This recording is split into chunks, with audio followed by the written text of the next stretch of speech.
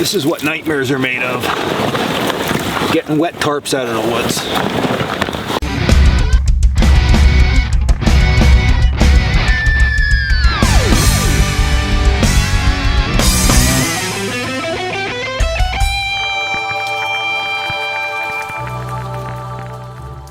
What's up guys, Dan here, Coalcracker, Bushcraft. Chilly morning here in Pennsylvania. Rainy, chilly. I'm ready for the spring and summer. Not the summer, spring. Summer gets too hot. Okay, if you never slept out under a tarp in a rainstorm, you don't know what you are missing. Now, I'm not being a smarty pants when I say that. It is one of the most relaxing, enjoyable camping experiences you'll ever have. As long as your tarp's set up right and you don't get wet, just the sound of the rain, you could feel the moisture in the air, like it is glorious. And it's great, but there's a big but. If you wake up in the morning and your tarp is soaked and it's time to leave, packing it away can be a nightmare. So here's the thing, if you trekked in a good distance, okay, you're probably gonna have to pack your tarp up the way that you took it into the woods, okay, because carrying it out is gonna be an absolute nightmare, so you don't wanna do that.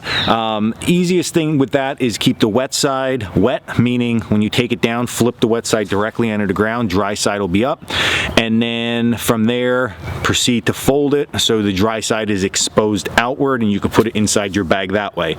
But if you're like most bushcrafters, you know that we don't hike, right? That's not what we're doing. We're not on a hiking trip, we're on a camping trip. So you might not be too far from your car, or if you come and take a class, or even if you take a class somewhere else, right?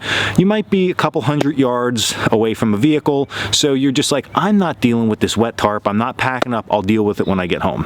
And that might be a good option. So I'm gonna show you today a cool knot. It's a tensioning knot that you can use. Now you could use this for a variety of things, but I'm going to show you, if you have some rope or some webbing, how to just tie this up quick. It'll cinch down and take your tarp out wet and then dry it out when you get home. And on that note, very, very, very important with these traditional oilcloth tarps, you got to dry them out. It is not a modern material, so if you put that thing away wet and you open it up in the future, it is going to stink. It's going to be moldy and mildewed. So you got to air it out and you got to let it dry really, really, really well, and you'll have it for a lifetime. Okay, done with my rant. Let me show you the knot.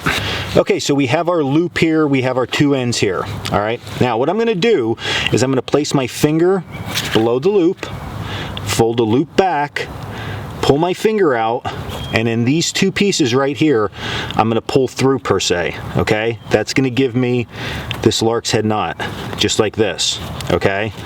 So that could tighten down on my finger if I needed to.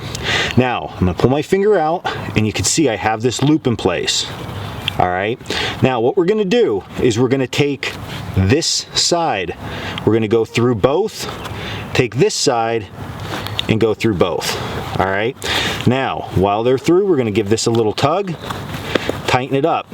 Now that's loosey-goosey, but as I pull this, everything in my package begins to tighten. The tighter I pull, the tighter that gets, and it doesn't slip.